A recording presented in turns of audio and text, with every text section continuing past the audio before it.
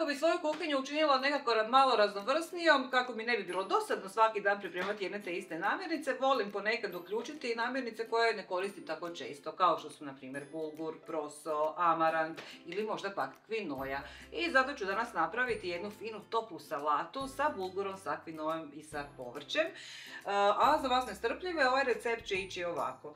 Prvo ću posebno skuhati kvinoju, posebno skuhati bulgur, staviti povrće da se prži i onda to sve lijepo skupa spojiti, dodati još neke fine dodatke od kojih će ova salata biti fantastična.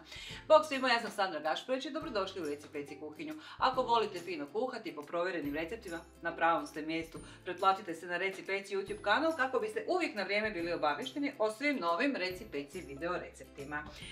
Prvo ću staviti kuhati za ovaj recept kvinoju. Kvinoju prije nego što stavimo kuhati potrebno je oprati u 1 do 2 vode kako bi ona izgubila onaj svoj možda pomalo gorkasti okus koji bi mogla imati ako to ne učinite. Znači, opranu kvinoju dodati u posudu. Kvinoju zalijemo sa vodom.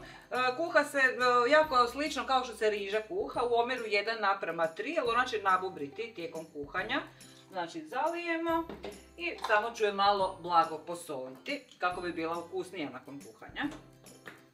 A bulgur također, evo, jedna jako fina neobična žitarica koja je već termički prethodno malo obrađena jer ovo jeste žitarica od cjelovitog zrna, ali ona se termički prethodno obradi, na specifičan način se melje tako da ima ovako malo sitnu plošnastu strukturu, ali je jako zdrava jer ima jako puno vlakana.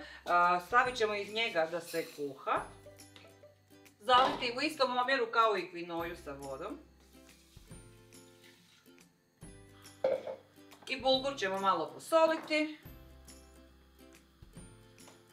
i ostaviti da se kuha. Jedno i drugo kuhat ću 10 do 12 minuta, to će biti jako brzo gotovo, moramo biti pokraj, nakon toga cijedimo jedno, cijedimo drugo i završavamo našu toplu salatu. Dok nam se kvinoja i bulgur kuhaju, idemo pripremiti i povrće. U jednu veću tavu, može to biti i wok, dodati maslac, volim povrće obraditi na maslacu, onda baš dobije jednu posebno finu aromu. Sačekat ćemo samo kratko da se maslac potpuno otopi. Na otopljeni maslac dodat ću mješavinu povrća. Koristim već prethodno zamrznuto povrće.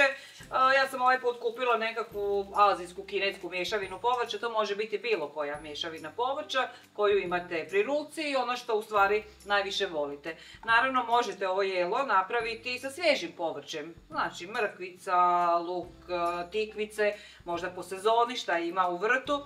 To će također biti super. Ovo je naravno puno brža verzija, imamo zamrznuto, istresemo vrećicu na maslac i sada samo uz povremeno miješanje pustimo da povrće polako opusti, jer zamrznuto je, i da se polako poprši.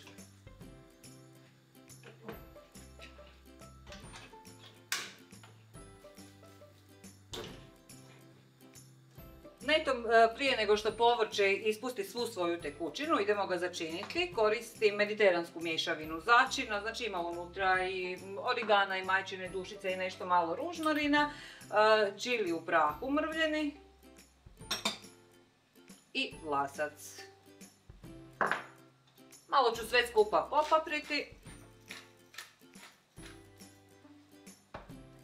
i mrvicu posoliti. Povrće sada izmiješamo kako bi se svi ovi začini fino onako prožili. Prefino miriši, povrće je sada spremno, jako je brzo bilo gotovo, zato što je bilo zamrznuto, isključujem ga, stavljam na stranu, moramo samo sačekati još samo koju minuticu da nam se bulgur i kvinoja skuhaju, a onda idemo dalje.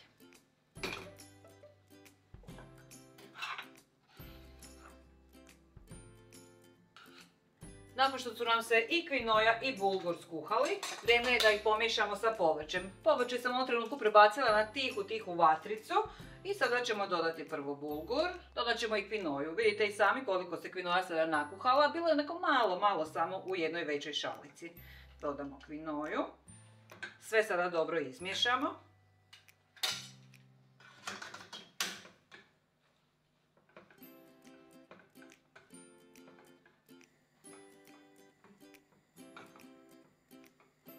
Kada sve dobro izmiješate, svakako treba kušati jelo da vidimo da li nam možda fali malo slanoća ili možda još malo više papra ili nekog drugog začina. I na samome kraju dodat ćemo slanutak, koristim malu konzervu slanutka, grčki jogurt, 2 žlice grčkog jogurta, on će fino jelo povezati, dat ćemo onako jednu određenu notu svježine i uz miješanje dodamo parmezan. I ono što će jelu dati notu hrskavosti su indijski orašići sitno nasjeckani. Možete koristiti bademe, možete orahe, u svakom slučaju jako fino paše. I sada samo sve dobro izmiješamo.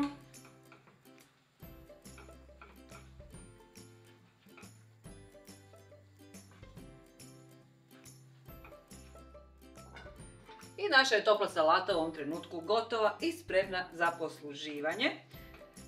Znači ovo je jelo idealno kao samostalno jelo, može se jesti, nema mesa unutra pa evo pogodno je i za vegetarijance. A naravno ako volite baš nešto mesno i ne možete bez mesa, onda slobodno recimo ubacite u ovu salaticu pečena pileća prsa nakon na grilu, bilo koje drugo meso. A ovo je također super obrok koji možete ponijeti kao gablic sa sobom na posao jer se jako lijepo može zapakirati u kutijicu. A fino je čak i hladno. Ovo jeste jedna topla salata, jedan fini topli prilog može biti, ali jako fino je i hladno. Možete dodatno garnirati sa još malo sjeckanoga svježeg vlasca, možda još dodatno parmezana ribanoga od gore, to je sve na vama. U svakom slučaju ovo je jedan jako fini, zdrav, cjeloviti obrok koji dugo drži sitima. Probajte napraviti što prije, pišite mi dolje u komentarima kako vam je ispalo i naravno budite uz reci peci i neki sljedeći put. Lijepi pozdrav svima!